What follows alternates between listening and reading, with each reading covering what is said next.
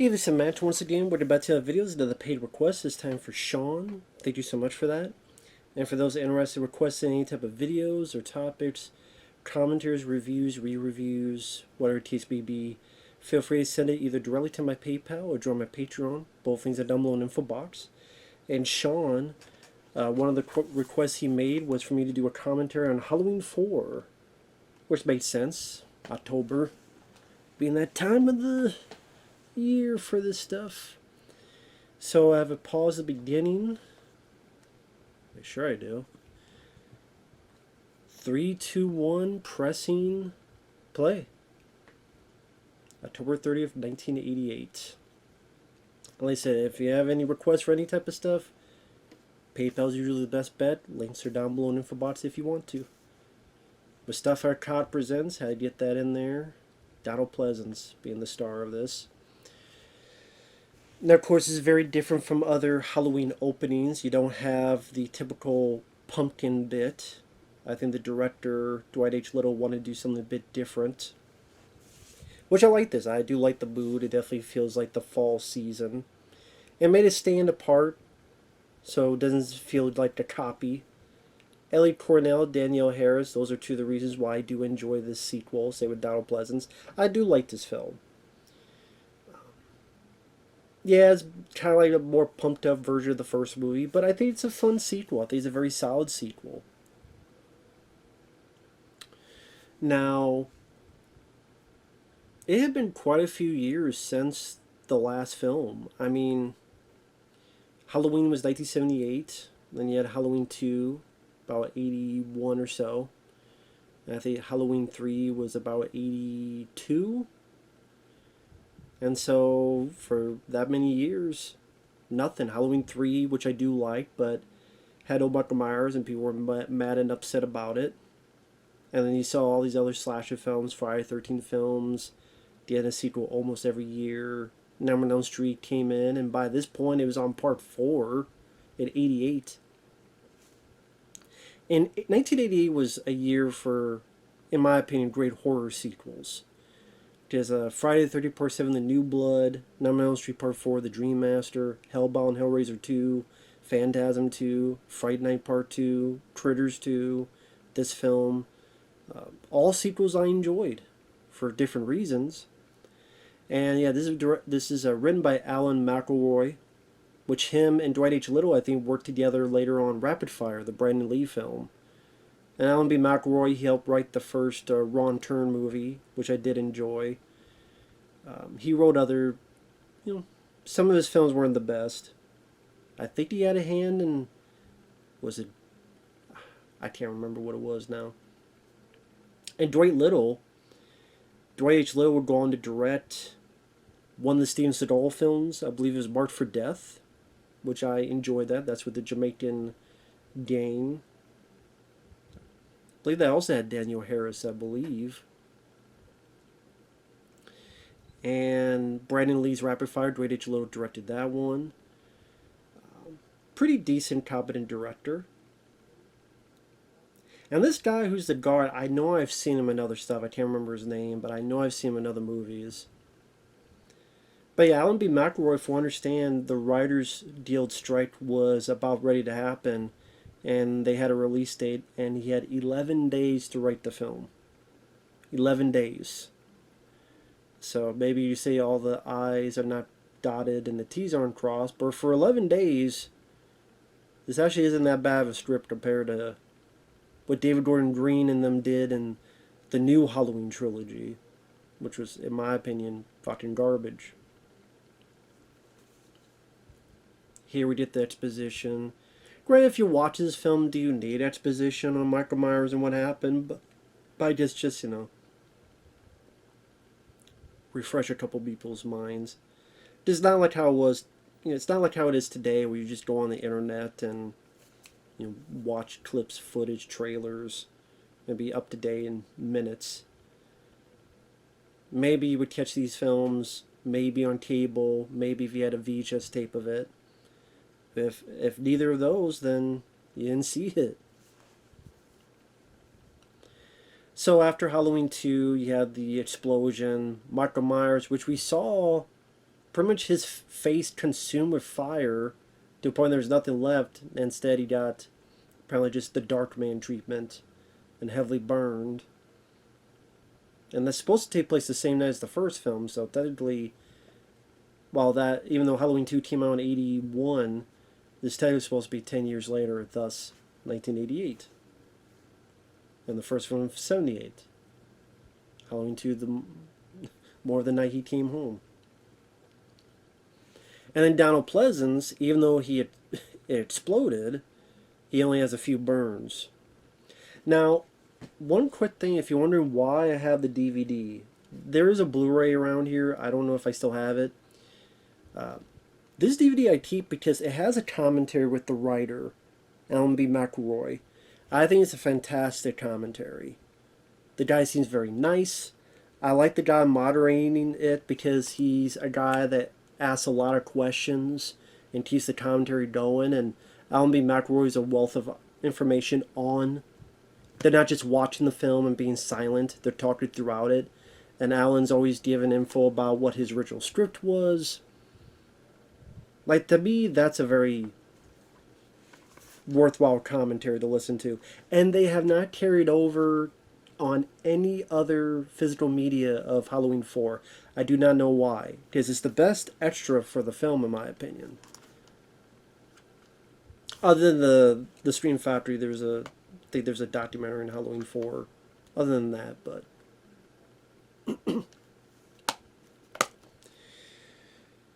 So, from what I understand, in the original script, there was going to be an actual scene showing how Donald Pleasence survived.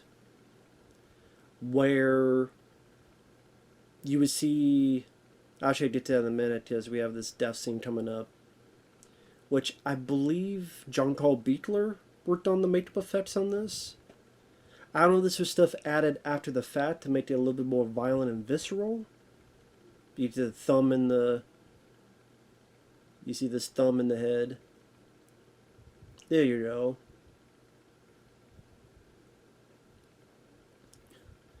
Nice little gore scene. I mean, it's not gory, but it's a nice little effect there.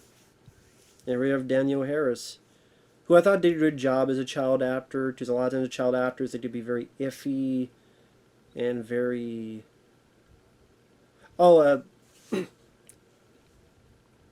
Alan B. McElroy has a nice insight on this, where how this scene is screwed up, because she looks out and the ambulance is there. Then the next time she looks out, the ambulance is gone.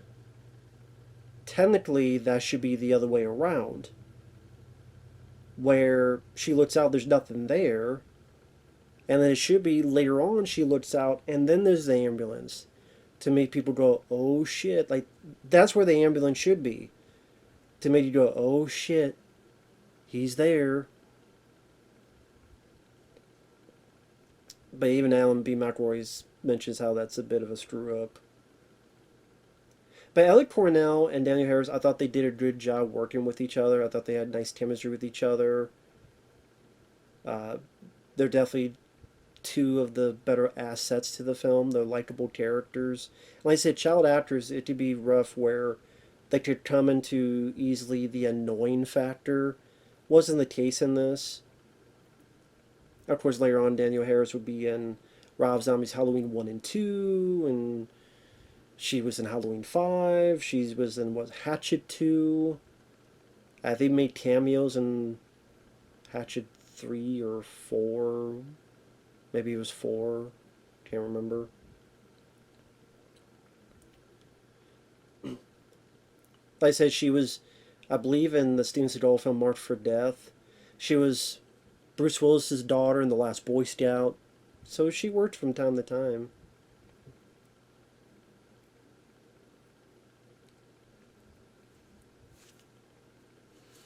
I know she has a podcast with Scout Taylor Compton, which I haven't listened to it, but people say they just talked a lot about sex and stuff, so maybe I should watch it. I don't know. There's Jamie Lee Curtis. Reference her. So I guess the idea is that she died in a car crash, because of course Jamie Lee Curtis would not come back for this. least at this point in her career. So she got killed off, and then this is supposed to be the daughter, thus technically Michael Myers' niece.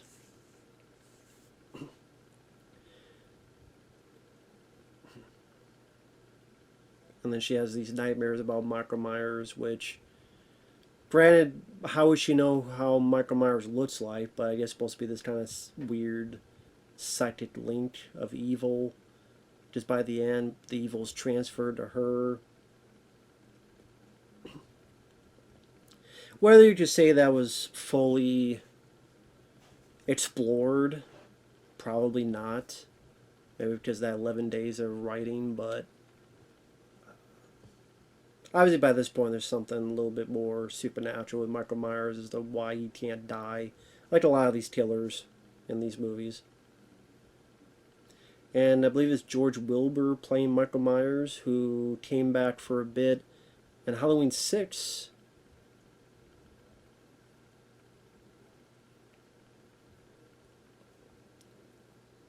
Because I think there was originally another guy who played Michael Myers, and he played Michael Myers in the garage scene with the bandages on his face. I believe that was the guy that played Jason in Friday the 13th Part 5. Not the guy who played Roy, but the guy who actually in the Jason mask. And then he got fired, I don't know for what reason. And then they got George P. Wilbur for this. I don't mind the Michael Myers mask. It's not as effective as the second movie or the first movie, but I don't mind the mask in this. I don't think it looks that bad. Looks better than it does in Part 5 or the 85 versions of it in H2O. But I was mentioning that the original opening of the film, it was going to be a hospital sequence. It'd be down a long hallway. And then you see an explosion.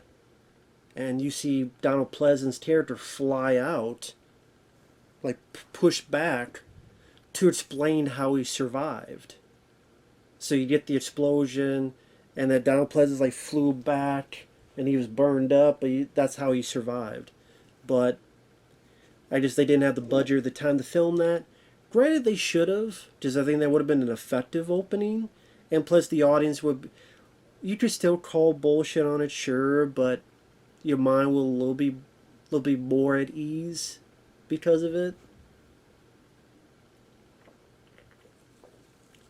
At least for some, not all. And this family's definitely more organized than the family in Halloween 6 with the asshole stepfather. But at least that guy gets a good comeuppance, explodes in the basement. But I would say this, Halloween 1 through 4 I like. Halloween 2 is my favorite. 1 is a classic. 2 is my favorite. I love the hospital setting. I love that Donald Pleasence and Jamie Lee Curtis actually get to be in the same frame together. It's my favorite score of the whole franchise. I like seeing people like Lance Guest in there. And Leo Rossi. Halloween 3, I think, is an entertaining one. I don't think it's as bad as people made it out to be. And I was getting a little bit of love throughout the years. It was interesting that they did something a bit different. This one, they went back to basics because of how many people hated Part 3. But I thought this was still a nice, worthy follow-up. Because they got good characters. Danielle Harris, Ellie Cornell. Ellie Cornell is likable. You can understand her frustration, but at the same time, she's not bitchy or one-note or awful. These two work well together, and that's added presence of an actor like Donald Pleasence, and a little bit more budget for some set pieces, like the gas station that blows up and other stuff. Some nice set pieces like the rooftop chase. It was a nice addition to the franchise. Little pimples and warts here and there, but I still liked it. I don't know how I would rank the Halloween films. Like I said, 2's my favorite. I don't know after that, the ranking. I've probably done that before, but I don't remember what it was. Ellie Cornell, she didn't do a whole lot. I remember they killed her off in Halloween 5 for some stupid, inane reason. One of the worst decisions they made. And then she was in House of the Dead 1 and 2. I think she was married or girlfriend to one of the producers, because then that guy like produced a bunch of films, and Ellie Cornell was in half of them. Like I think she was a Dead and Deader, Dean Cain film in a bit role. So here's Donald Pleasence. If you understand, if you watch closely, the makeup on his face, the burn marks change throughout. Well, I think here is a bit more prominent, but later on they're a little bit more subdued. But you could say, well, there's no way he'd be alive. But on the flip side, like I say, if they had shot that sequence, and at the same time, Donald Pleasence is such a great asset, it's like to see him back in there.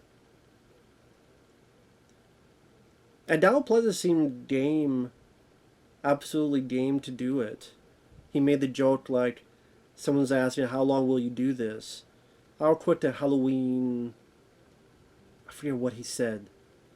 Halloween 20, Halloween 17, like, I forget what he said, the number. Halloween 12, I forget. It was a joke, but just that, I guess honestly, he didn't really have a character that people liked, but jumped to his positive favor like this one. What's interesting, if you listen to his dialogue, he's going to say, how many are on the bus? Or how many were on the bus? Which is a mistake. How many were in the... I forget, like, how many were in or how many are on the bus? He says in this scene here, after he gets out of the car, how many were on the bus? Now you may be thinking, what bus? And Alan B. McElroy pointed this out on the commentary. I'm like, he does say that. Because originally this was supposed to be a prison bus.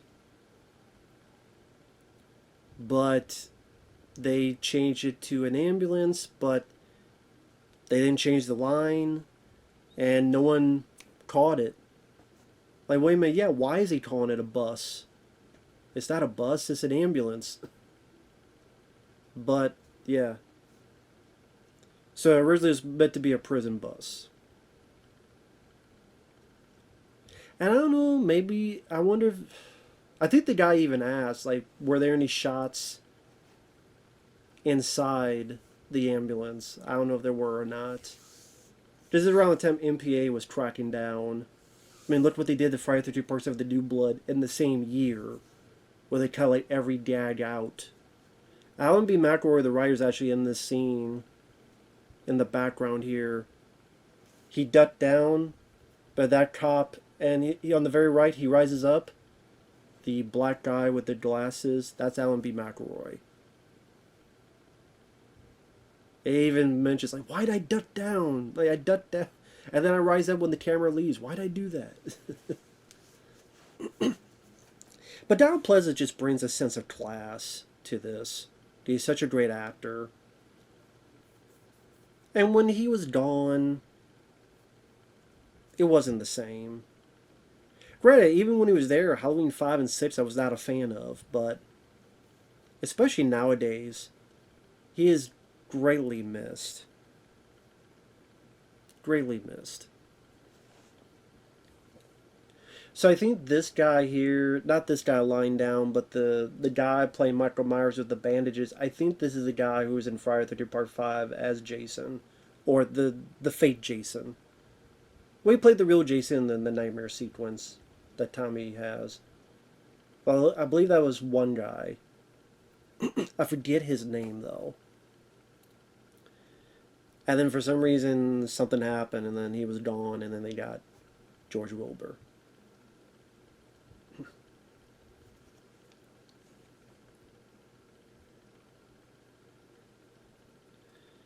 But see, even then, this doesn't feel like a carbon copy of the other films. Lucky Donald Pleasence on the case much earlier. Here he's feeling a bit more prominent compared to other films. The relationship between Danielle Harris and Ellie Cornell, the fact it's a kid at the centerpiece, it makes it feel a bit different, makes it feel a bit unique. I do like the atmosphere here, Dwight Little guy with the dust and the wind. The sense of isolation here.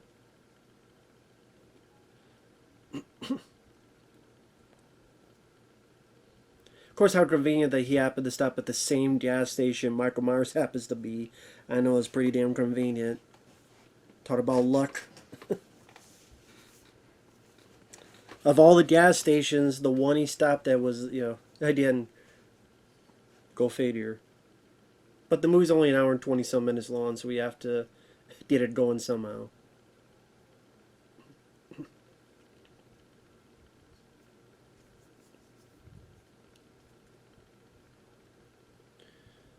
But at least they do showcase that Donald Pleasence's character, Dr. Loomis, have been hurt.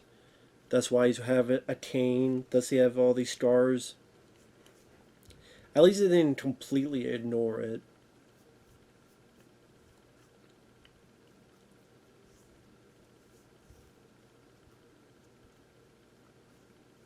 That phone got bashed to shit. And that girl. He bashed the shit out of that phone. And that's the old school phone. The rotary dial. 5. 4,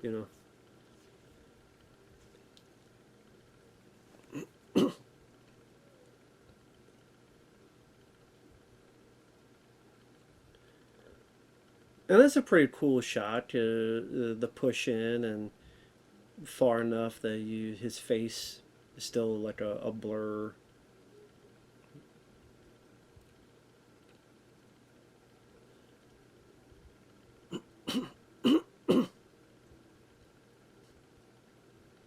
I don't know if he's got the bandages on still or what. I would assume probably, yeah. Why not?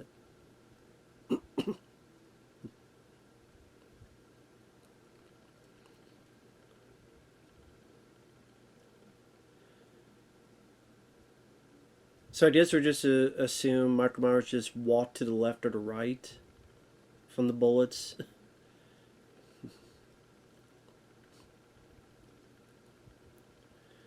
And I do love his yell coming out here. Michael!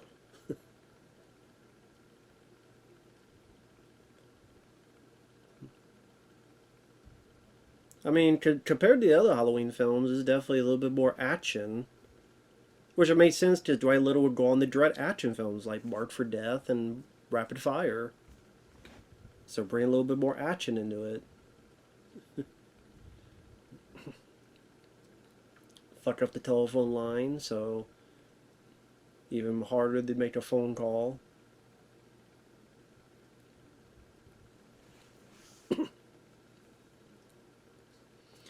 And these kids coming up are the worst piece of shit kids in a while. Like these kids, JB's an orphan. I want to take each one of them and dump them in the toilet and flush them. Flush them to right into the sewer, so the blob can get them. Be a teacher, just you fucking power drive each one of these kids.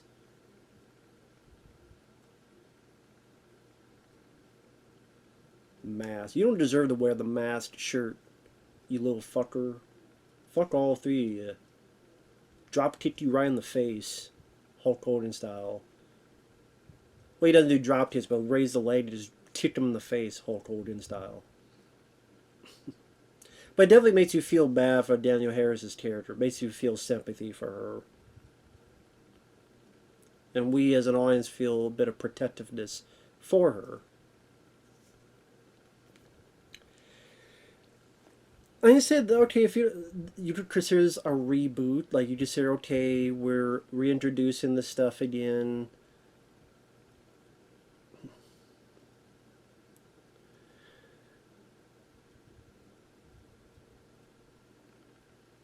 A lot better way of doing it than what Now, this girl on the right, I think the idea is that character is supposed to be the girl in the first movie, Lindsay or whatever. I think that's the idea. It's not the same actress, but the idea is this girl on the right driving. It's at least that's how the writer, that's how he explained it. That the girl on the right is supposed to be the girl from the first movie. That was her and the little boy ran out when Jamie Lee Curtis told them to. And that's what the writer said.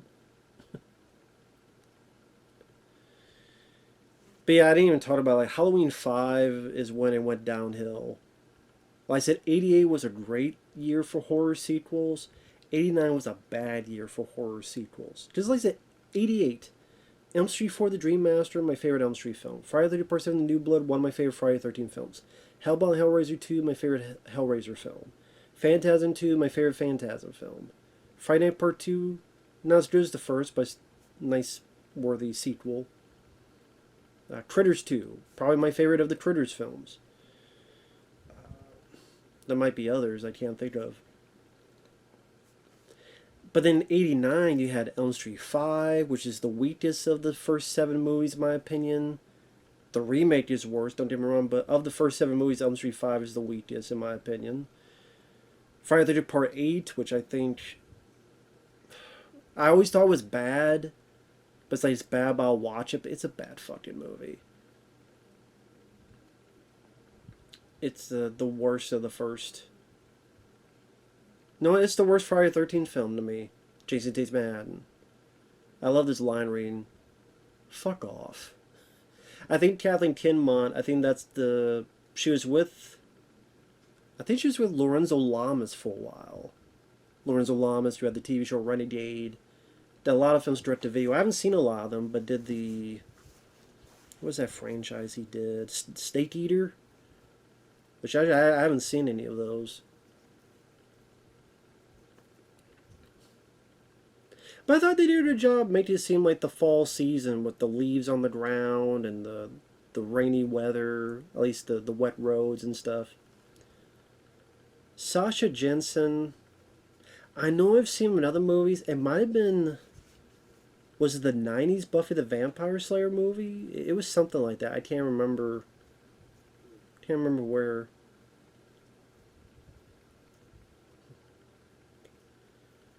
Of course, people wonder, well, why is there a Michael Myers mask there? Well, it was a mask he stole from a store. So they'd be masks that you would sell as well.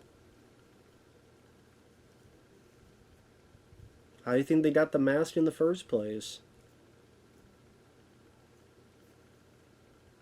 And it's supposed to be something about how she's kind of being drawn, like almost this weird ritual, like what happened in the early days, in the first movie, the opening. Like, lo and behold, she's drawn to this costume that's the same or similar costume to how Michael Myers wore when he was a kid. All this other stuff.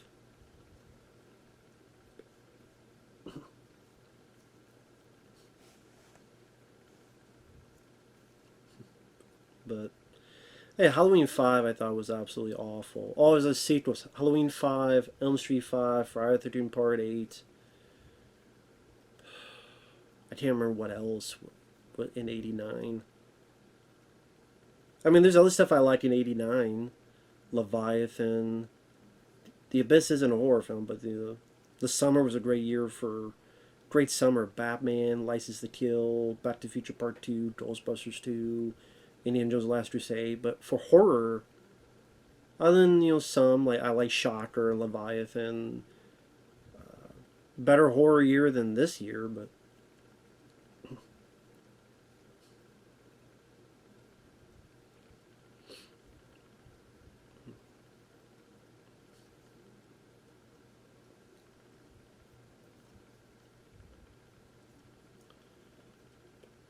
So I guess we're to assume that Michael Myers does this and then he just left and no one noticed, I guess.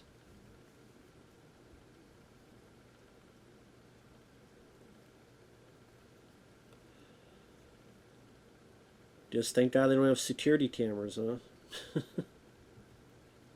Ain't no security cameras in this dojo, I guess. Well, there he is right there still, watching.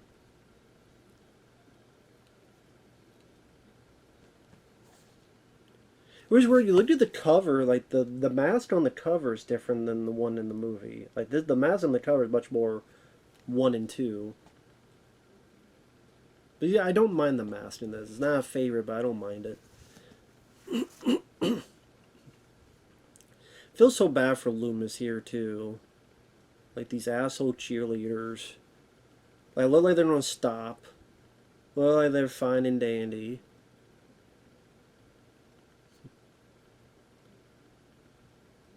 Are they just being fucking dicks?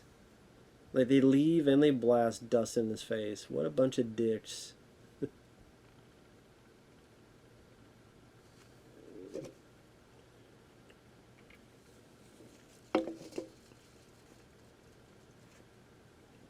And then we get a pretty interesting character here who seems to also be on a journey against evil. Now, whether he's legitimate or he's just a crazy guy who Loomis can sadly relate to.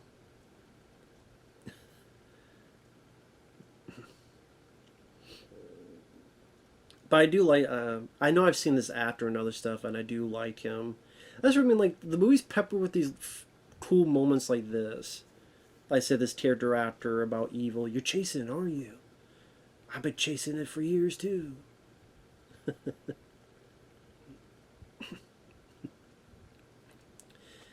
And it's just like, I think for Loomis, just so many people call him crazy, call him a lunatic, don't believe him.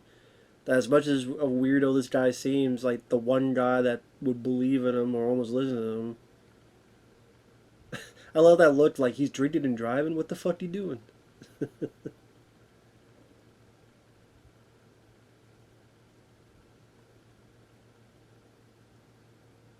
Again, you'd maybe assume that he's crazy, but what if he's not that crazy? What if Loomis turns into this guy? What if this guy is actually, just like people think of Loomis as crazy? Maybe, but he's not. Maybe this guy's not as crazy either. And Loomis is likable in this movie. In Halloween 5, they went too far in just making him crazy and unlikable and yelling at the little girl and use her more and more as bait. And then the ending where I'm going to put a net on him and beat him with a 2x4 as if it's Walking Tall. And then it seemed like he dies because he lies down, his eyes are open. And the man in black, that they didn't know who the hell it was. They even say in the making of, they don't know who the hell the man in black was in Halloween 5. They just put it in there. Was it Michael Myers' brother? Was it his fucking... No one knew. They just put it in there to reference it in a later film. But then that film didn't do well, and then it took years, like 5, 6 so years, for another movie, The Curse of Michael Myers, which I hate that movie too. Just like I hate 5. I hate both versions of that movie. I hate the version with Paul, I hate both versions. Paul Rudd stopping Michael Myers with magic stones and like that weird performance Paul Rudd has. Michael Myers fucks his niece and gets his niece pregnant. And then they kill off I'm glad it wasn't Danielle Harris, honestly. I'm glad it wasn't. Glad she told him to fuck off. Good. Movie sucked, in my opinion. Both versions sucked. Part 6, the only good thing was some gore. And the producer's cut, I don't think it was worth a pot to piss in. Oh, we can't wait to get this cut out. You know what I want to see? The work print of Hard Target get cleaned up. How about that? You want to clean up the fucking producer's cut of Halloween 6? Clean up the work print of Hard Target. Then we're talking. Go in the vaults and find the NC-17 cut of Predator 2 or Cliffhanger. Somehow find the print of those and clean that up. It'll be worth a shit. Maybe in vaults somewhere, Friday the Part 7 the New Blood, the uncut version, so you can clean it up. Hid in some vault somewhere. Do that. But you never will. It's gone. Just how it is.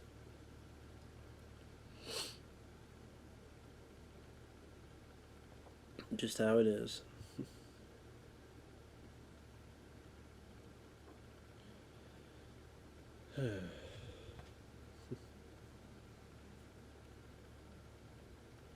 But it's like Donald Pleasence doing the right thing. He tried to make a phone call as the phone lines were down. He first goes to the police station, tells them what's going on. And here's Bo Starr, our sheriff, who would be in the fifth movie as well. Which I remember the trailer, they're ready. And it's like the cops are getting ready. To do what? They don't do anything in the movie.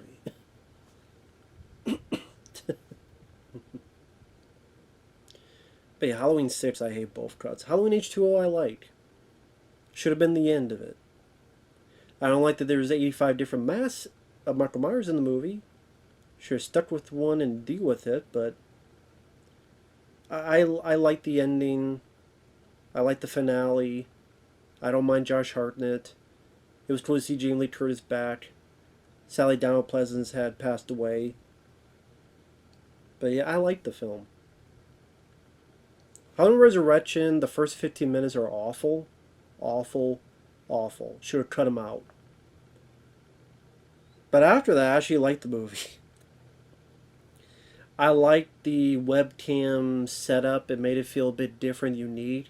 Didn't feel like a carbon copy of the other movies. Let's say it gave a different vibe to it.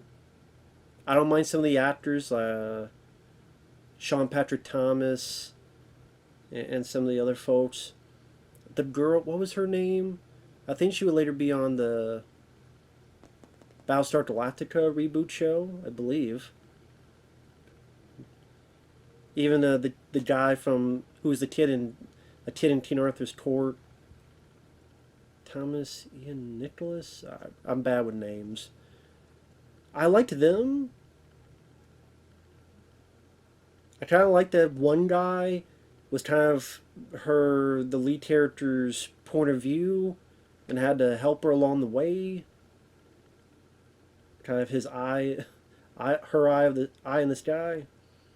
And Busta Rhymes stole the show for me. Trick or treat, motherfucker. Entertainment. I love it. I love Busta Rhymes in the movie. I love it. Yeah, as you could say, unintentional and bad and a fun, but goddamn, it was a fun performance. It was a fun performance. Okay, fine, it's bad, but it's fun. And I got a kick out of it.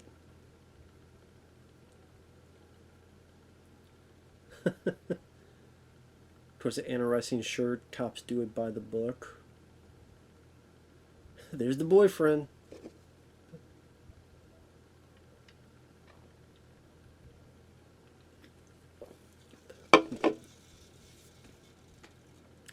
That's what you get for cheating. Cheating ass.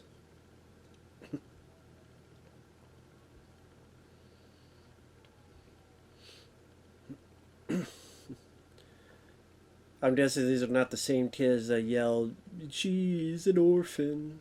So, this makes sense. There could be other kids who are worth a shit.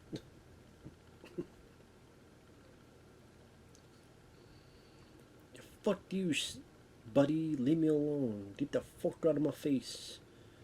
Get the fuck out of my face.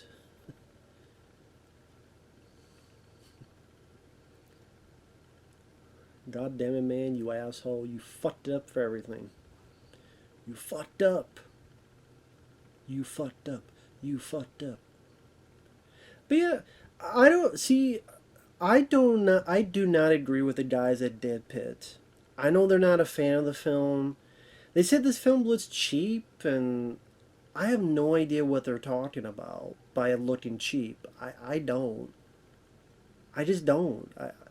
I think this looks better than Halloween 2018 did. In my opinion. I know they don't like this film, but they like Halloween 2018. So I disagree with the guys at Dead Pit. They're great friends, agree with them a lot of stuff, but we're not all going to agree on the same things. Heavily disagree with them on Wes Craven's New Nightmare. They're not a fan of that movie. I like that movie quite a bit. And I disagree with them on this. Also, they don't like Friday the 13th Part 6, which I don't get, but teach their own. Disagree with them on that too. But this, like, I don't think it looks cheap. I don't get what looks supposedly cheap. A lot of the streets, they look like the fall season. The wet roads and everything. They look like they're in a natural town. Like I said, Halloween 2018 looked cheaper to me than this. And I thought this was a much better movie, a much better sequel reboot with much better characters. There's no tears I gave a fuck on 2018 Halloween.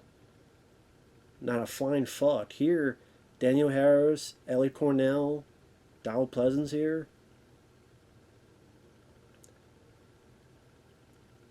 And yeah, this is the old Anchor Bay DVD, so it's got the commentaries for Ellie Cornell and Danielle Harris, writer Alan B. McElroy, Halloween 4 and 5 discussion panel.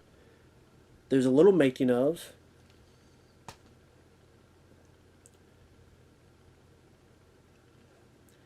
But that's fine. I mean, we're not all going to agree on the same things. There's people that disagree with me on a lot of stuff. It's a free country. Be my guest. There's the dead dog. Reminiscent of the first film. He got hungry.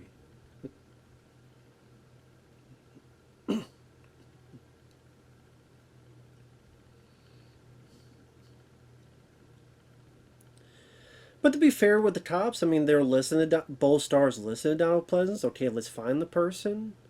Let's find these people. And they're not being total fucking dipshits. Buddy. It's Buddy. What's going on, Buck?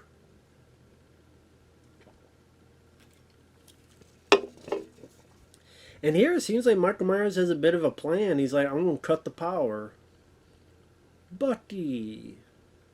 Ain't going to get lucky.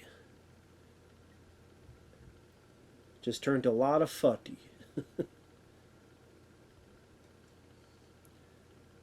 Yeah, sorry, Buddy. This ain't your lucky day. There you go. You've been fried. Took out the power. I mean, he's got more of a plan here than some of the other movies he does. What was his plan in that new Halloween trilogy? I don't fucking know. I don't care about Jamie Lee Curtis, but then I'm going to center on Jamie Lee Curtis and her family. So which is it? And again, it doesn't feel like a B for B remake of the first movie. Or the second movie. It's his own movie. God forbid. That's how sequels were back in the day. Now it's like, let's do the first movie, but, you know, we'll change one or two aspects. So we're different. We're entirely 100% different. Like Star Wars The Force Awakens and other bullshit. Like this shot here, I don't think this shot looks cheap. Looks like they're in an actual neighborhood.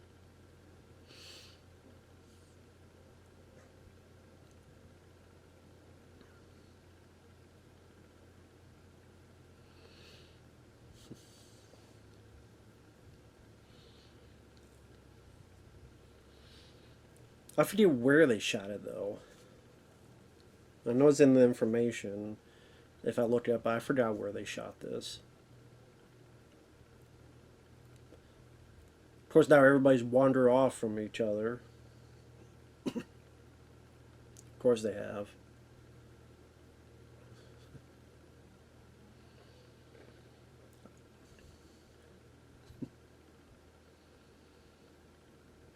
How the hell did Jamie wander off from all the other kids?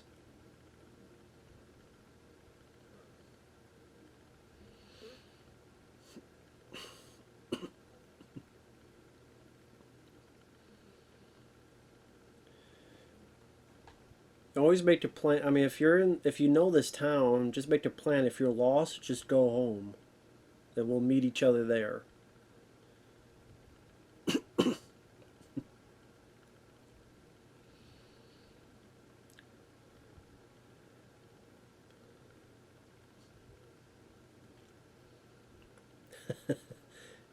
She immediately gets the fuck out.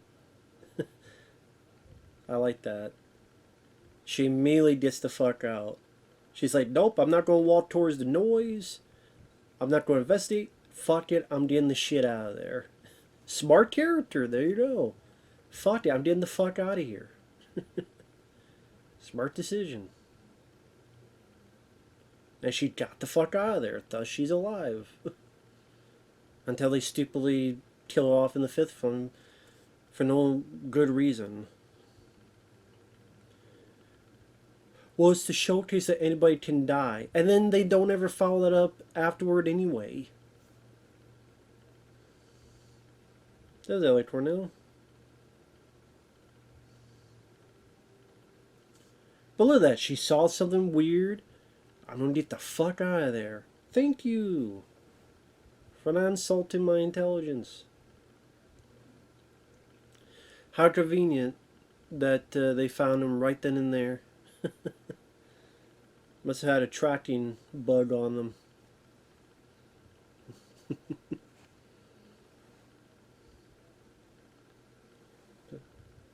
Oh, I think, is this the one with the multiple Michael Myers?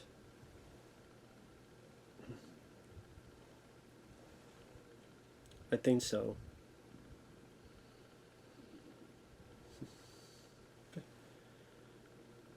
This is an interesting moment here. Kind of reminiscent of Halloween 2. He had the one guy wearing the mask. And he got ran over.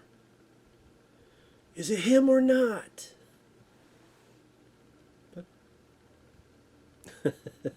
Oh, shoot you in the face. Of course, you think of like, where the hell were these people at? Were they just hiding in this fucking... Were they in these hiding spaces for like 3 hours just waiting for someone to come up? Or were they following?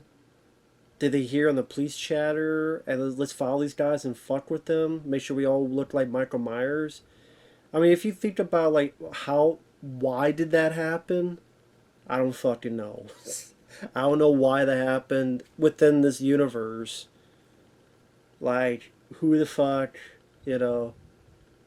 Did we hear from the chatter of Michael Myers on? But we have the police station. I mean, Michael Myers seems to be. Again, he has a plan. I'm gonna fuck up the power. I'm gonna fuck up the cops. I wish we could have seen this sequence. I wish we could have seen Michael Myers fucking up these cops. But I mean, Halloween was not really known for gore compared to Friday the 13th. I mean, the first Halloween, that's a nice bit. Arm torn off. Nice aftermath. I mean, this has more blood than Halloween. But even like Halloween 2, there's a bigger body count, but there's more deaths, but you're not thinking of gore, like blood splatter. Like, think of Halloween 2, it's someone get burnt, like drowning in the hot water, hot sauna.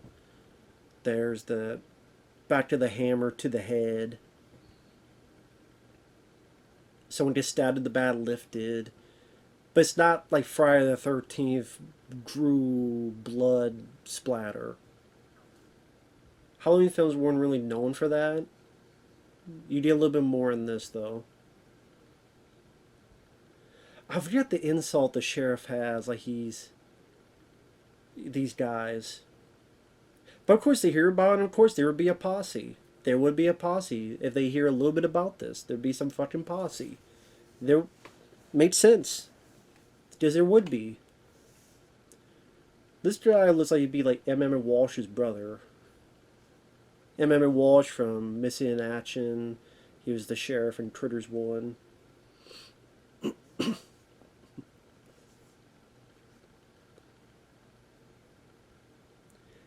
And Bullstar here, I gotta be honest, he's more likable than Charles Cyphers in the first Halloween.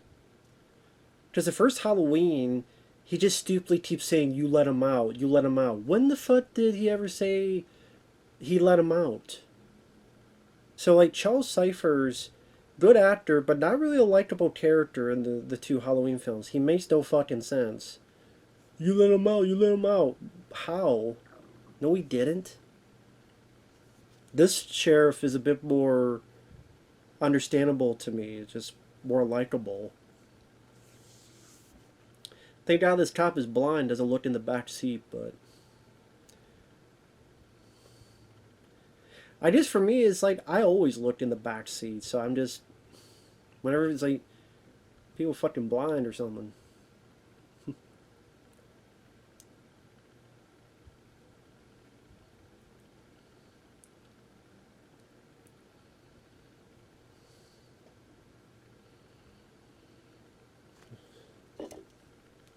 Or you get your posse. Right, I think they accidentally killed one of their own too. And then it's coming up here. But that brings a little different angle to the franchise. I mean, I guess the closest is that accident in Halloween 2, where the somewhere Michael Myers gets run over. Of course, the weird thing is that all they see is a brush move. Like, they don't call out, "Hey, you there!" It could be someone, I don't know, needed to take a dump and had no place to go. I think the insult. "I got a bunch of pot bellies running around here with guns. I got a bunch of pot bellies," or something like that. And they realize they killed one of their own. Like, why was the guy in the bushes there? I don't know. Why didn't yell out, "Hey, hey, dude"? Because they're idiots. Because they're morons. Ooh, beautiful lady. Lorenzo Lamas, I can see your taste. I can see your taste. And this movie goes by quick. We're 51 minutes in, man. 51 minutes in. Well, pretty much 52 minutes in.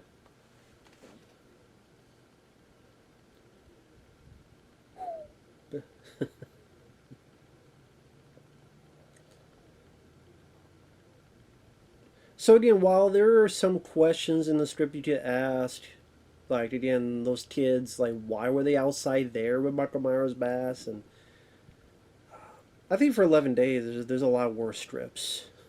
A lot worse strips. Ah, man, we don't get to see much of it. Come on now.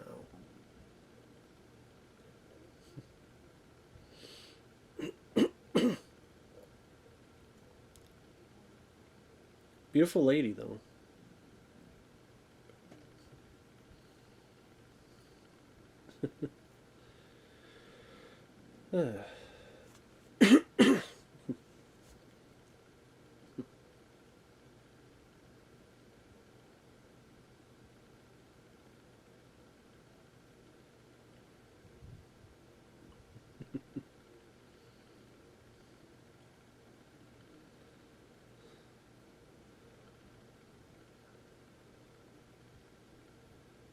And here's this guy arrived. Brought Michael Myers with him.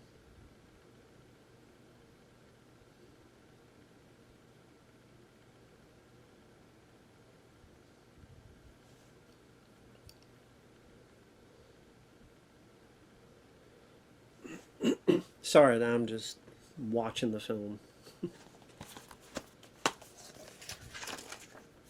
Yeah, this was Anchor Bay DVD. 10 years ago, he changed the face of Halloween. Tonight, he's back.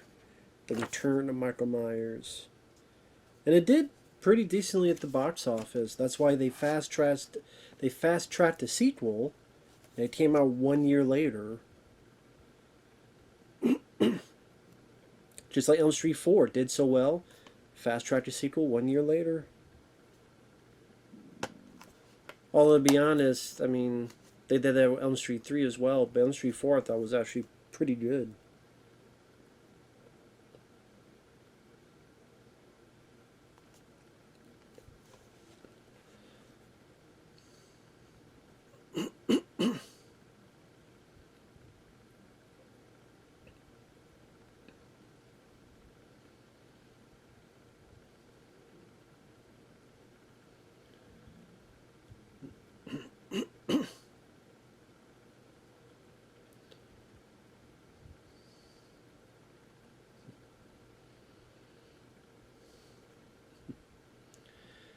So again, with the first film, it was the most of the terrorists don't know what's going on until it's too late. Here, the terrorists find out fairly early on what's going on. Is just trying to make the right decisions to survive.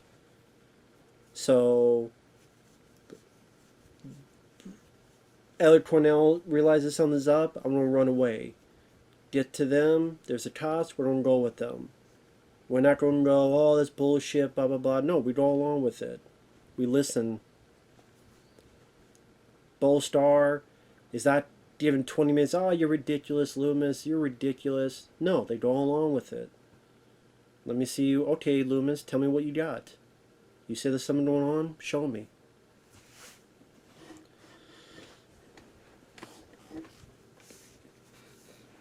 Now, if I understand, one part of the script was going to be that it got to a point that this whole place was on fire.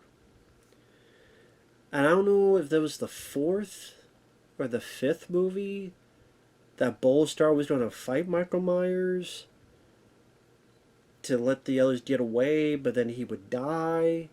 But he gave them enough time for them to get away. I don't know if it was this movie. If Bullstar would have been fighting Michael Myers on the fire at the bottom, or if that was the fifth movie. I can't remember. I want to say it was this one, because of the fire thing. And then, yeah, this is supposed to be on fire. So when they're on the rooftop, it would be even that much more of an intense situation, because not only do you have Michael Myers, but you got this fire that's become a raging inferno. And if either Michael Myers will kill us or the fucking fire will kill us. So it gives even more sense of danger. But they didn't have the money for it, so they no fire.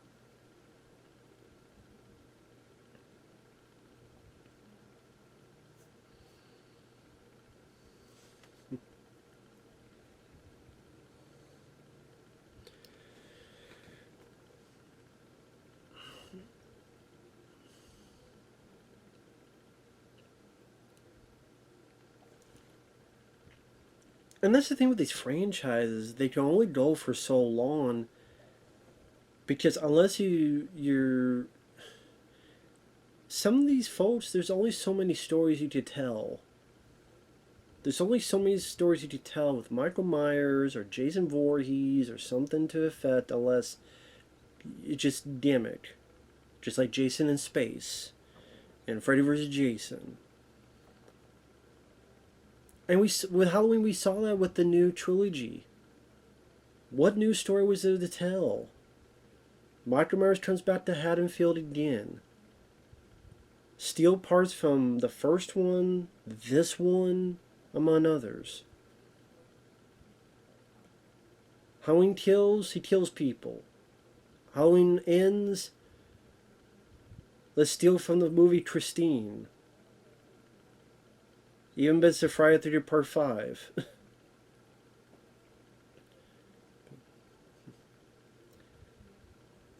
Didn't need any of that shit. Really did not. But they made money. Thus, give David Gordon Green the keys to do The Exorcist now. Which is getting the worst of reviews. But I wouldn't be surprised it made some money. Would not be surprised, but it's getting some shit reviews, I know that. But goddamn, man. Oh, I forgot my phone was on. So, I could look up some info. Shit. Go figure.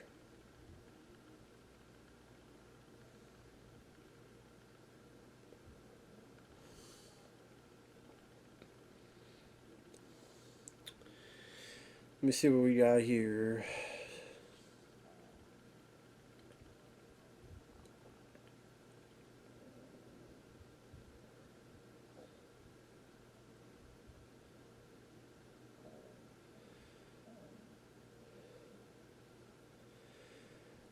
So Danielle Harris had the clown costume and sold it to a fan. The girl Lindsay who drove the two to the discount mart was going to be revealed as Lindsay from Wallace from Halloween 1978. She was going to play a bigger part, but that was cut for budget reasons.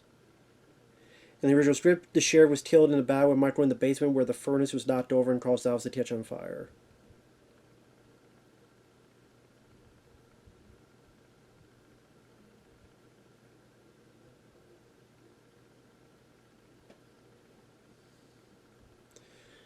This is later on, but originally when Jamie and Loomis were trapped in the school, Jamie was to hide in a classroom under a desk where Michael enters, searching and throwing the desk over.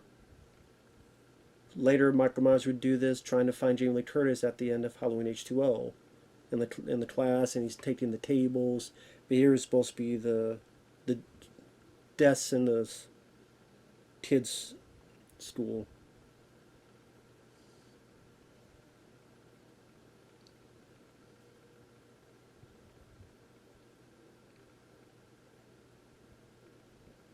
The way Loomis says that, maybe nothing can stop him, just has a certain gloomy doom to it.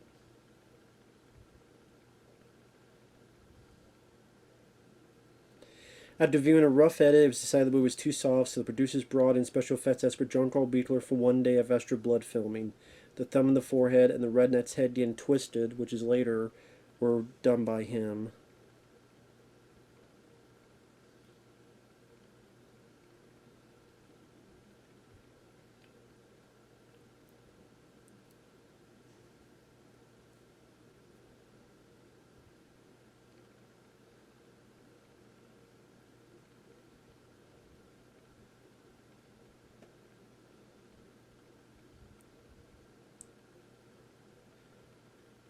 I'm just looking.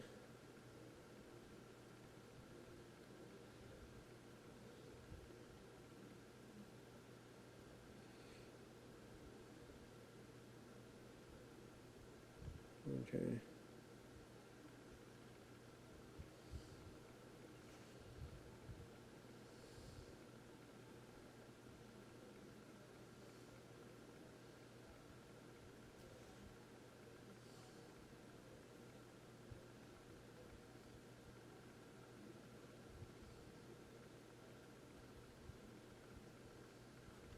Let's see.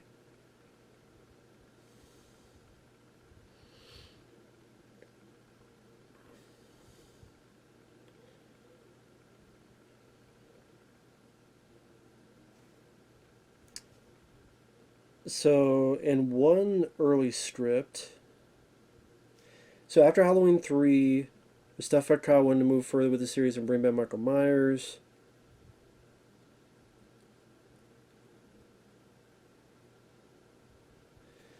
It says that John Carpenter was approached by Tenon Films, who had finished Texas Chainsaw Massacre 2 to write and direct Halloween 4.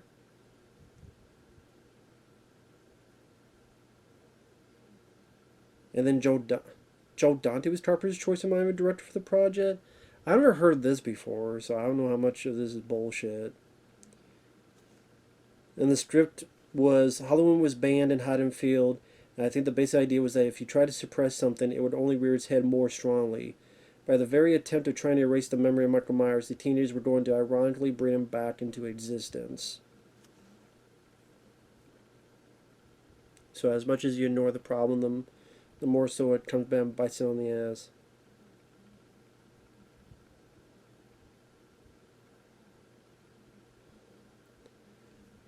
Carpenter and Hill signed all their rights away to Akkad, who gained ownership.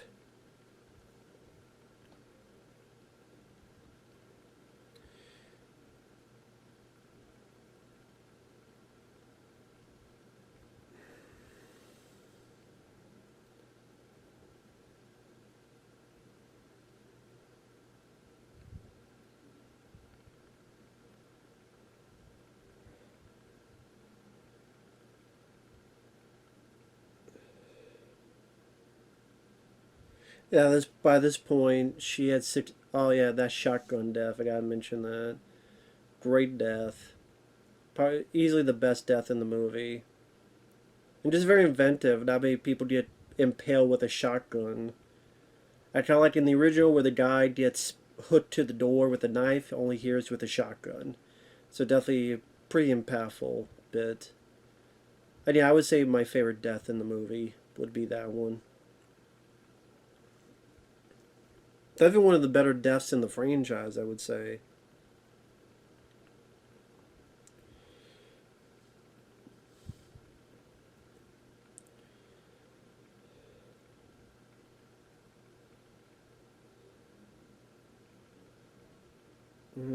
'Film began April 11, 1988. Salt Lake City, Utah. This is where it was filmed.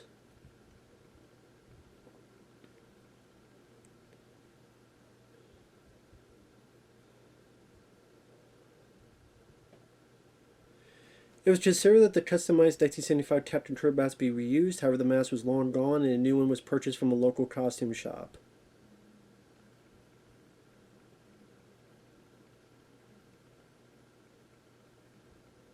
They tried to customize it. They felt it was too old. They got a new mask. Some scenes had to be reshot with the new mask.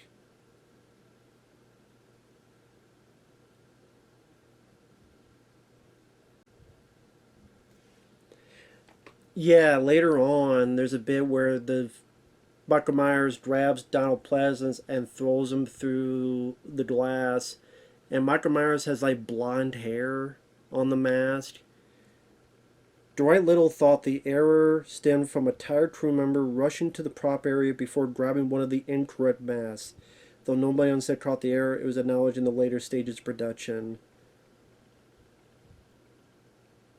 If we had more time and money, we would have fixed it.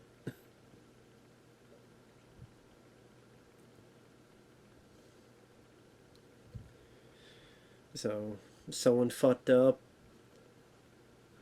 and then no one noticed. Power Trip was looking at Donald Pleasance and or the stunt and seeing how hopefully that person didn't get hurt. So it's made 6.8 million opening weekend, 17 million US. So that's the thing. It made 17 million, so it's not like it made 50 million, 80 million. It made 17 million. But because it was low budget, which was I don't even know how much. It says 5 million, so 17 million. Decent little profit. Yeah, Michael Myers ain't having that shit. He's like, yeah, fight me like a man.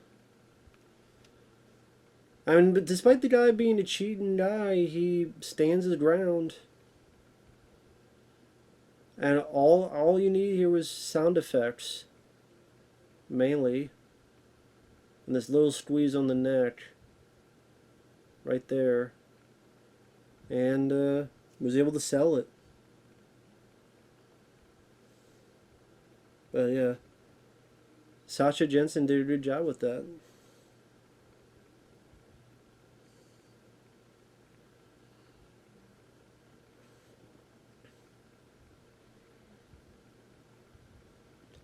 And he wasn't like a total piece of crap where he's like, you know what, screw you, goodbye. He actually tries. He fails, he dies, but he tries, and you know. Tom Morga, that was a guy from Friday the 13th Part 5 who was Michael Myers and then he got fired or whatever. Tom Morga, that was his name. And then George Wilbur got it. Let's see, Sasha Jensen, what else has he been in? He was in Ghoulies 2. Yeah, Buffy the Vampire Slayer 1992. Dazed and Confused. And a 2021 film called Kid 90. So there you go.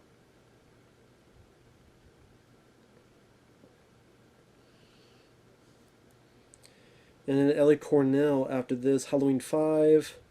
She was in Free Enterprise. Yeah, because she was married to, I want to say Mark Altman. She was with. I think it was Mark Altman. Because then, pretty much the stuff she was in, the stuff he produced. Free Enterprise, House of the Dead, All Souls Day, House of the Dead 2, The Thirst. So yeah, she was definitely with him. And then in 2020, she was in the film Dead Reckoning, which had Scott Adkins and James Remar in it.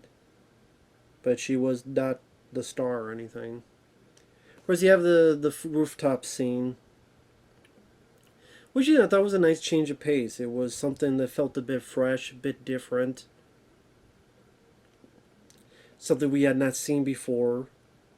Again, go figure, to actually do that. Ellie Cornell didn't seem like a useless person. She's actually trying to get the stuff done.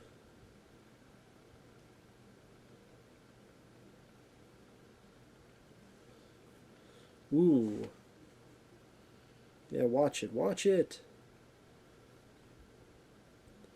That's some good stunt work. I mean, I don't know how high that is. I would assume you had some kind of protective bag underneath, but still dangerous all the same.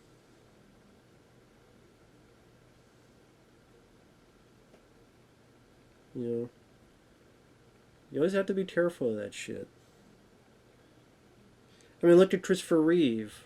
Riding a horse, one jump, fell, paralyzed until he died. So, again, you always have to be careful of this stuff, man. You never know. It may seem simple, but it could turn real awful real quick. You can always do that. I mean, I'm sure she didn't want to leave, but it's like, what else she can do? She can't lift the lady. What else can she do?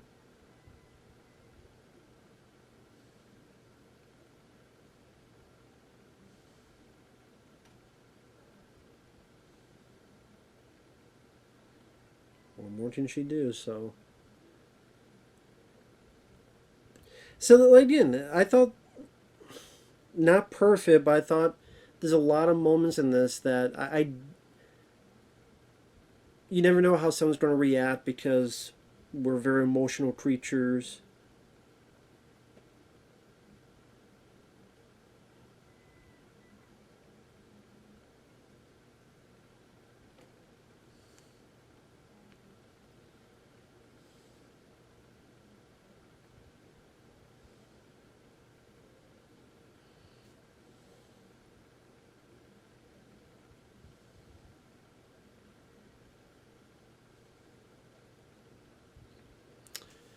Actually, I got a message. Someone, let me be right back so I'm not just looking at my phone the entire time. Be right back. Sorry, I had to get some important stuff done, but I'm paused at 1 hour, 13 minutes, and 14 seconds. 3, 2, 1, pressing play. We have Donald Pleasence with Danielle Harris. Him shooting to the school. So, I mean, always wish that Donald Pleasence had a bit more to do in these films, but here at least he's a little bit seemingly more important to the story compared to, I would say, 5 and 6, sadly. He's warning the town, he got the sheriff, they're able to get to them, and here he's trying to protect them. And again, see, there's the blonde, Michael Myers, that no one noticed. Because everybody was just tired and not noticing. Which I think would be blatantly obvious, but what can I say? They fucked up. I don't know, why would there have been a mask with a blonde hair anyway? I don't know.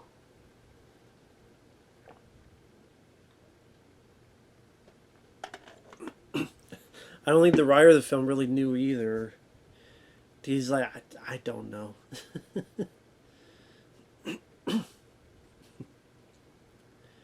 Just something very,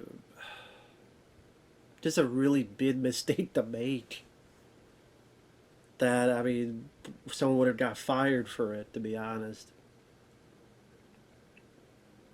So I'm not going to say this is a perfect movie, but again, much more enjoyable than a lot of the, than really most of the later Halloween films.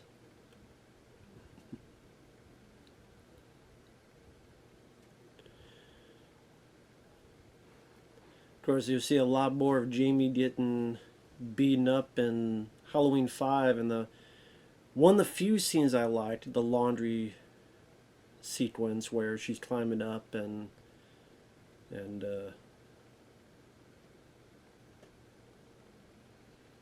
Michael Myers is stabbing through it.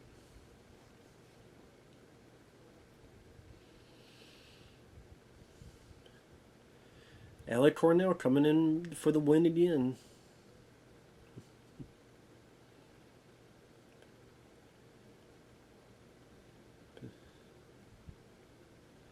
Of course, Michael Myers has already left.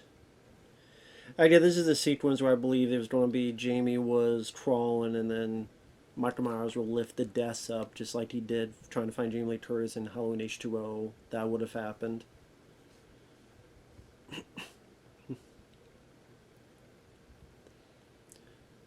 So now they're trying to figure out what to do. Let's get the fuck out of here. It made sense to me.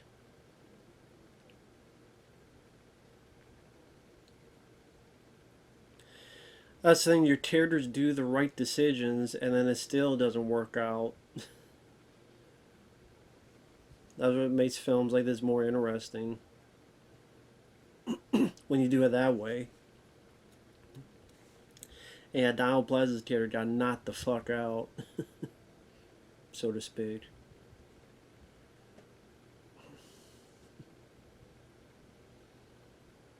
Here we go. Wondering where the hell anybody and everybody's at.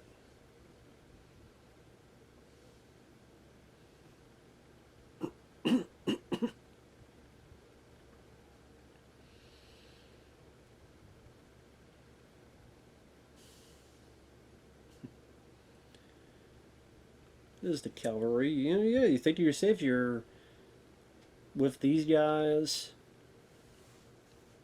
I think everything. You think everything's safe and hunky dory.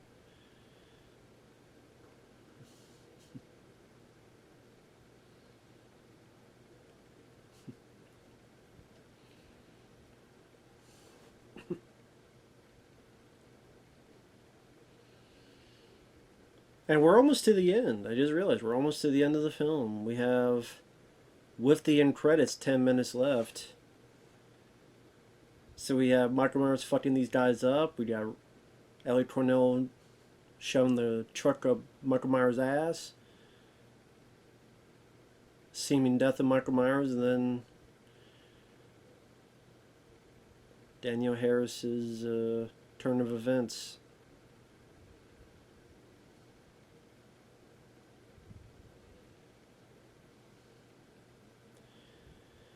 I know, understandably, people could go, why the fuck can no one hear this?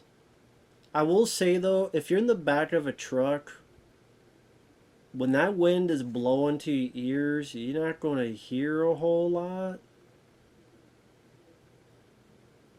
Like, right then, though, they should have heard the thunk of the back of the truck. They would have felt the bump, the vibrations there, at least. When the back door of the pickup truck. But this is a good effect. So that's John Carl Buechler's work. Rest in peace, John Carl Buechler. So he directed Friday the 13th and the New Blood this year, and then a day or two did effects for this movie. I think he was also one of the effects guys in On Street 4 as well. Because that one had a bunch of people doing separate things. Nice little gory effect. Which the MPA, I mean, maybe they felt, okay, there's not as much of it in here, so Plus, I felt like the MPAA had a grudge against Friday the 13th. I mean, they picked on other franchises too, but that one more so because I think people complain so much to them about Friday the 13th films that they're like, well, fuck them then. We don't want to screw them over. And Part 7 The New Blood, they pretty much had everything taken out. It was just too bad.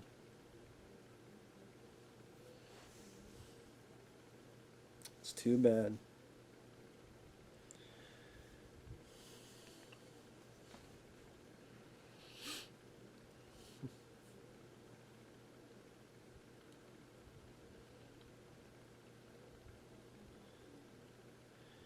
Now, I think in the original, like, she hit him like 5 times, but I get why they cut it down. It just felt, by that point, it would have been repetitive.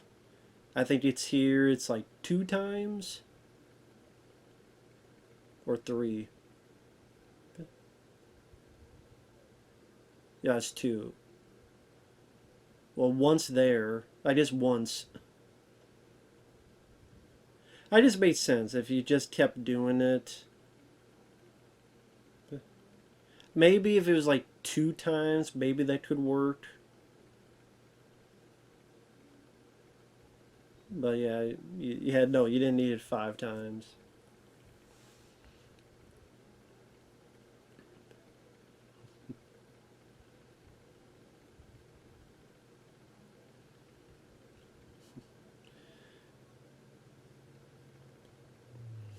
There's Bo Star.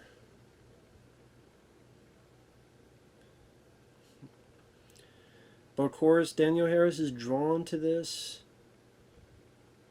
I mean, they don't go too deep into this. You see a little bit like the nightmare at the opening and such.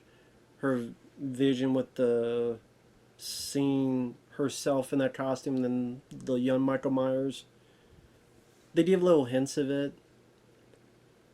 Which, hey, maybe in part 5, if they follow through that, they could have established that backdrop.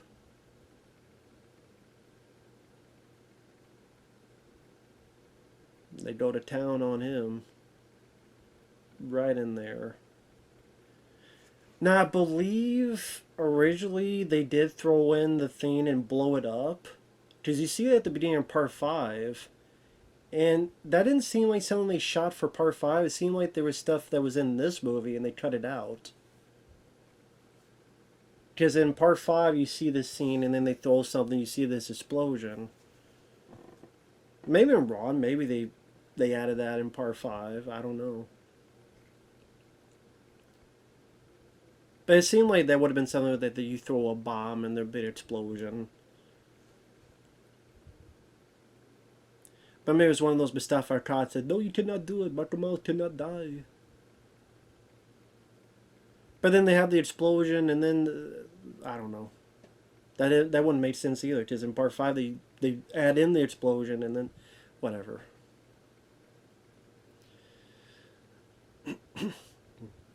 People are quick to assume Michael Myers is dead. You don't see the body or anything.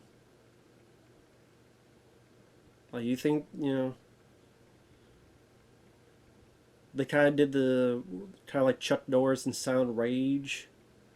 Drop the motherfucker down. Same thing with this. And of course, reminiscent to the first film, the beginning of the first film. Trying to have this full circle where if Michael Myers is dead, the evil's been transferred and he's been shot. He got shot 14 times. Now transfer to her. Donald Pleasence is horrified that's starting over again. Maybe with the help of Ellie Cornell. I think originally wanted Ellie Cornell to get stabbed, but then they thought, okay, let the mom do it. Let the mom get stabbed. But I do like Donald Pleasence's reaction. I think it's a perfect reaction. And pulls that gun out. You're ready to shoot her. And there's Bo Starr, and then his from Ellie Cornell. And you're wondering what the fuck's going on.